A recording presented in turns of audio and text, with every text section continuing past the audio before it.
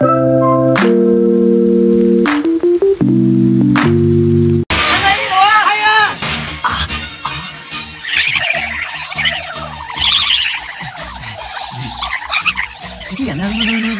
movie lover, apa kabar kalian? Saya harap semua dalam keadaan baik ya.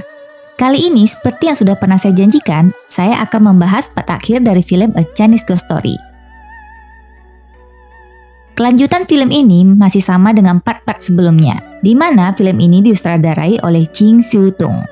A Chinese Ghost Story part 3 ini agak berbeda dengan part sebelumnya, di mana di part akhir ini tidak menceritakan kelanjutan kisah dari Ning Choi-san dengan kekasih hatinya, melainkan bercerita tentang kejadian 100 tahun kemudian, setelah iblis pohon yang ada di part pertama telah disegel oleh pendeta Yin.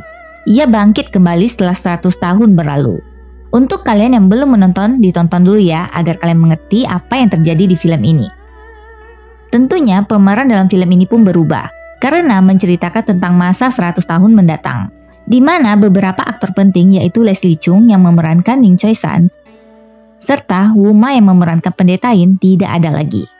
Dan muncul pemeran baru yaitu Tony Leung. Serta di sini Jackie Chung yang tewas di part 2 kembali hadir. Sementara itu untuk pemeran wanita masih dipegang oleh Joy Wong. Walau beberapa pemeran ada yang sama, kisah dari para pemeran di part 3 ini tidak sama dengan part-part sebelumnya. Mereka semua memerankan kisah yang terjadi setelah 100 tahun berlalu. Tanpa panjang lebar lagi, yuk langsung saja kita mulai. Seperti biasa, jika kalian suka dengan channel ini, jangan lupa subscribe dan nyalakan tombol loncengnya, agar kalian dapat notifikasi bila ada video terbaru. Let's check the movie!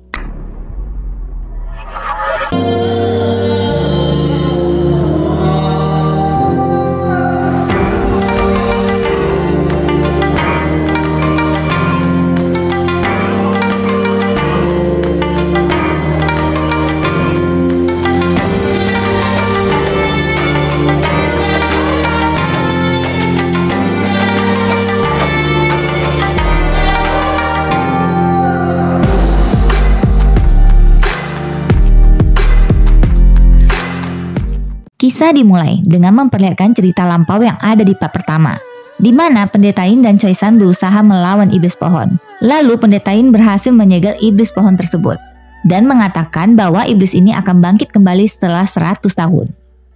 Scene pun langsung berganti ke masa 100 tahun kemudian.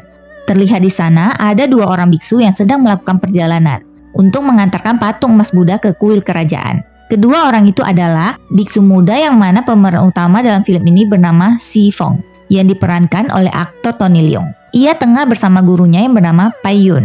Setelah jauh berjalan, mereka beristirahat sejenak. Pada saat itu, Si Fong menemukan sebuah tengkorak dan diam-diam langsung membuangnya karena takut bernasib buruk. Ketika itu juga tiba-tiba datang segerombolan orang berlarian. Ternyata sekelompok orang tersebut tengah diburu oleh seorang ahli pedang bernama Yin, yang diperankan oleh Jackie Chung. Ia adalah seorang pendekar bayaran bagi orang-orang yang membutuhkan jasanya. Untuk yang sudah menonton part sebelumnya pasti tidak asing dengan wajahnya ya. Di part sebelumnya ia berperan sebagai pendeta Cicau. Ia tewas pada saat melawan iblis. Kembali ke cerita, tentunya seketika sekelompok orang ini tewas di tangan ahli pedang ini, hingga membuat biksu muda Si Fong ketakutan. Karena hujan yang cukup deras, ia pun bergabung bersama kedua biksu ini.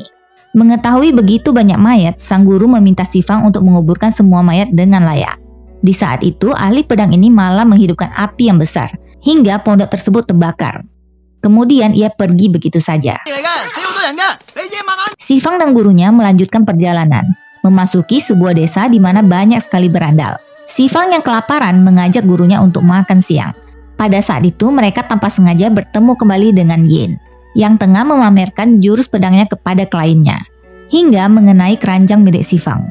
Semua yang berada di sana pun terpana melihat kilau gemilang dari patung emas Buddha yang dibawa Si Fong. Dengan cepat sang guru pun menutupinya dan bergegas pergi. Scene berganti memperlihatkan wanita-wanita cantik. Salah satunya bernama Lien Hua yang diperankan oleh Joy Wong. Di part ketiga ini Joy Wong perannya sama dengan part pertama, yaitu menjadi pengikut iblis pohon. Namun di sini mereka adalah hantu yang berbeda, karena di part pertama Ni Xiaoxing telah berhasil bereinkarnasi. Sementara itu di luar ada para bandit yang sebenarnya ingin membuntuti kedua biksu tadi. untuk mencuri patung emas milik mereka. Namun para bandit ini malah terbujuk datang karena nyanyian dari hantu penggoda. Sesama pengikut iblis pohon, Lianhua memiliki saingan. Mereka berdua pun bersaing untuk mendapatkan perhatian dari iblis pohon laulau dalam mendapatkan manusia. Dengan cepat, segerombolan orang ini pun menjadi santapan mereka.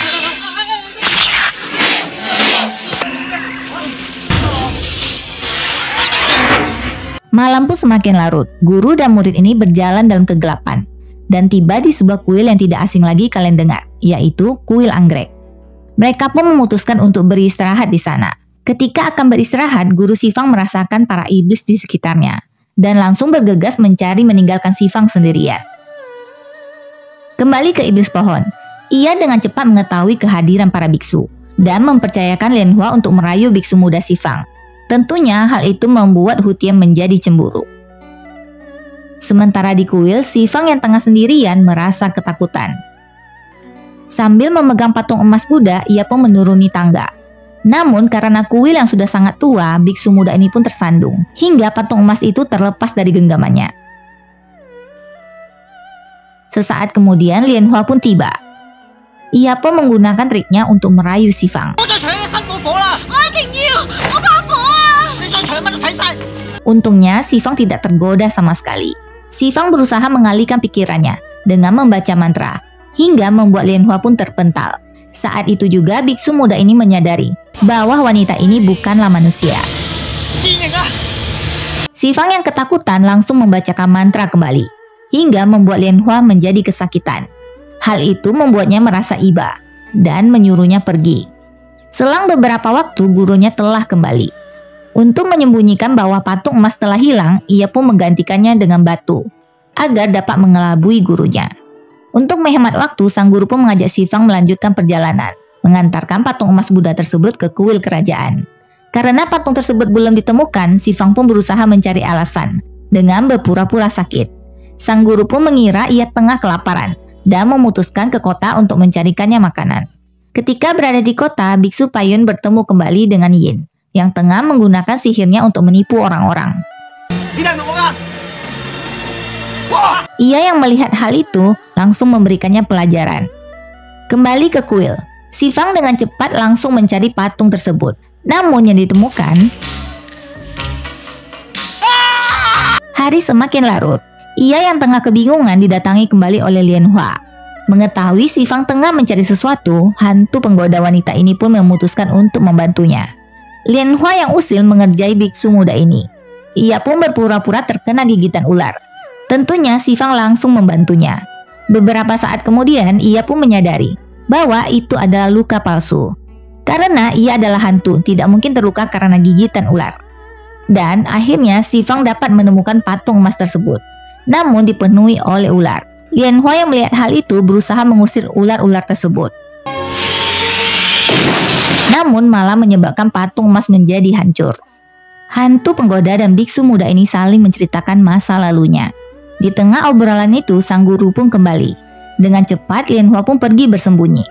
Sang guru yang merasakan hawa iblis, ia pun menyuruh Xifang untuk menutup pintu dan menuliskan mantra di semua sudut untuk menyegel tempat itu. Namun ternyata Lianhua belum meninggalkan kuil, sehingga mantra-mantra itu membuatnya kesakitan. Melihat Lianhua yang sekarat, biksu muda ini pun mengalihkan perhatian gurunya. Dengan cepat, Xifang membuka semua pintu dan jendela agar mantra tersebut tidak menyakiti Lianhua. Tetapi tiba-tiba Xifang tertangkap oleh iblis pohon. Lianhua yang berusaha membantu malah tertangkap oleh biksu Payun. Mendengar teriakan muridnya, ia pun segera mengejar iblis pohon. Xifang yang telah selamat diminta untuk membawakan benda suci agar dapat menaklukkan iblis ini. Di perjalanan kembali, ia melihat Lianhua yang sekarat dan langsung menyelamatkannya. Karena terluka parah, suhu tubuh dari hantu wanita ini pun menjadi sangat dingin. Xifang yang tidak tega pun berusaha membawanya pergi. Ketika itu, ia mendengar teriakan dari sang guru dan bergegas untuk menyelamatkan gurunya. Xifang berhasil memberikan tongkat milik gurunya. Pertarungan pun mulai terjadi. Sang guru ingin menggunakan patung emas Buddha untuk melenyapkan iblis pohon. Namun si Fang baru memberitahu bahwa patung emas Buddha tersebut telah rusak. Hal itu membuat mata gurunya pun menjadi cedera. Dengan cepat, sang guru menggunakan tongkatnya untuk membawa si Fang kabur. Keesokan harinya, si Fang menuju kota untuk memperbaiki patung emas Buddha yang telah rusak. Tetapi ia malah ditipu oleh penempa ini. Ia yang tengah berlari bertemu kembali dengan Yin dan memberitahu bahwa patung emas miliknya dicuri. Dengan cepat, Yin pun menawarkan jasanya, tentunya tidak gratis. Melihat Yin dan biksu muda ini datang untuk mengambil patung emas, dengan segera penempa ini melemparkannya ke api, agar patung emas itu meleleh. Yin yang mengetahui guru si Fang ditangkap iblis, ia kembali menawarkan jasanya kepada biksu muda ini. Malam harinya mereka kembali ke kuil anggrek. Dikala itu terungkaplah bahwa nama Yin yang dipakai itu adalah milik pendeta tinggi, yaitu pendeta Yin Cixia yang ada di part pertama dan kedua. Ahli pedang ini pernah memintanya untuk menjadikannya murid. Namun pendeta Yin menolaknya, dan kini ia pun telah tewas. Di tengah obrolan itu datanglah seseorang mengetuk pintu, dan ternyata itu adalah Hu Tie yang datang untuk merayu si Fang. Hantu wanita ini pun menggunakan trik merayu yang sama dengan Lian Hua. Tentunya dengan sigap biksu muda ini telah mengetahuinya. Dengan cepat ia pun mengusir hantu wanita ini. Tidak lama berselang, Lian Hua pun muncul. Ternyata biksu muda dan hantu cantik ini telah menyusun rencana untuk memancing iblis pohon dengan berpura-pura telah terperangkap dalam rayuan Lian Hua. Yin yang tidak mengerti apa-apa mulai protes karena merasa tidak adil. Tidak tahan melihat kemesraan yang mereka buat, Yin pun keluar. Hu Tie merasa kalah dari Lian Hua menjadi sangat marah. Ia pun berusaha menangkap si Fang. Beruntung Yin pun datang membantu. Belum selesai pertarungannya dengan Hu Tie, iblis pohon pun datang membawa antek-anteknya. Biksu muda yang hampir tertangkap langsung diselamatkan oleh Lian Hua. Ketika akan kabur dari kuil anggrek, mereka muncul kembali. Ahli pedang ini kembali melawannya dengan menggunakan baju ajaib dan berhasil membawa kabur Lian Hua dan si Fang. Diam-diam Lian Hua telah kembali. Agar tidak ketahuan, ia pun merapikan dirinya dan menyuruh seorang wanita yang telah dianggap saudara bernama Jet. Pada saat itu juga iblis pohon telah ada di belakang. Mengetahui bahwa Lian Hua telah membantu kedua pria tadi, ia pun menjadi murka. Lian Hua merasa terhianati karena Jet telah mengetahui. Dari tadi iblis Lolo telah berada di sana menunggu kedatangannya. Mengetahui ada celah, Hu Tie pun tidak menyia-nyiakan kesempatan ini untuk menyakiti Lian Hua. Namun malah mengenai wajah Jet. Walau telah dihianati, ia masih memperdulikan Jet dan ingin membalas Hu Tie. Tentunya iblis pohon pun langsung menyekapnya. Ketika itu si Fang dan Yin pun tiba untuk menyelamatkan Lian Hua. Biksu muda ini pun bertemu dengan pengikut iblis pohon. Mereka yang berusaha kabur hampir tertangkap kembali oleh iblis pohon. Namun digagalkan oleh Jet yang telah menyadari kesalahannya. Sesaat Lian Hua pun mengatakan bahwa ia tidak dapat pergi jauh. Hal itu dikarenakan abu miliknya ada bersama iblis Lau-Lau. Si Fang yang mendengarkan hal itu ingin membebaskan Lian Hua. Tentunya hantu cantik ini menghalanginya karena terlalu berbahaya. Hari pun telah pagi. Lian Hua tidak dapat mencegah biksu muda ini untuk mengambil abu miliknya. Kedua pria ini telah tiba di tempat abu Lian Hua berada. Setelah mencari kesana kemari, akhirnya berhasil menemukannya dengan bantuan Yin. Tidak hanya itu, mereka pun berhasil menemukan sang guru. Hujan mulai turun, mereka pun membawa gurunya ke tempat aman. Namun kondisi gurunya sangat tragis, matanya telah buta. Mereka bertiga pergi kembali ke kota untuk mencari penginapan. Pada saat itu, guru dapat merasakan iblis ada di sana. Tak lama berselang, muncullah dua hantu Lian Hua. Sang guru menggunakan ilmunya untuk mengetahui yang mana yang palsu. Dan ternyata salah satunya iblis pohon. Si Fang pun ditangkap olehnya. Yin dan Biksu Payun tiba kembali ke kuil anggrek. Ahli pedang ini pun merasa sangat marah. Ia pun membuang ambisinya untuk mencari keuntungan. Akhirnya mereka telah tiba di mana iblis berada. Terlihat si Fang tengah terikat. Lian Hua berusaha menolong, malah ia pun tertangkap. Sang iblis pohon mulai marah. Yin dan Biksu Payun mengerahkan semuanya untuk melawan mereka. Sementara itu, Lian Hua pergi menyelamatkan si Fang. Iblis pohon yang kehabisan energi mengambil paksa energi milik Hutie. Namun yang ia lakukan sia-sia. Iblis pohon ini berhasil terkalahkan. Sebelum musnah, ia sempat memanggil iblis gunung. Mereka berusaha kabur dari iblis gunung, tetapi Lianhua tidak dapat lolos. Si Fang pun turun kembali untuk membantunya. Yin dan Biksu Payun pun terpaksa kembali untuk melawan iblis gunung. Melihat Biksu Payun telah terluka, Yin pun berusaha melawannya sendirian. Sang guru segera menyalurkan energi yang tersisa kepada si Fang dengan memberikannya darah emas miliknya. Lianhua membantu si Fang agar dapat naik ke atas, walau sebenarnya ia sangat kesakitan ketika menyentuh tubuh emas miliknya. Akhirnya mereka berhasil keluar dari cengkraman iblis gunung. Matahari mulai tampak. Si Fang langsung melepaskan ikatan Lianhua agar ia tidak terluka terkena sinar matahari. Dan tentunya si Fang berhasil menaklukkan iblis gunung. Setelah selesai, ia pun terjatuh. Dengan segera ia pun pergi mencari Lianhua. Ternyata ia berhasil selamat dan meminta biksu muda ini untuk membawakan abu miliknya. Untuk merahasiakannya, ia pun berpura-pura Lianhua telah musnah. Di akhir cerita, kedua biksu ini berpisah dengan Yin. Tetapi sebelum pergi, Yin telah mengetahui bahwa hantu wanita cantik ini masih ada. Ia pun mencuri guci abu milik Lianhua.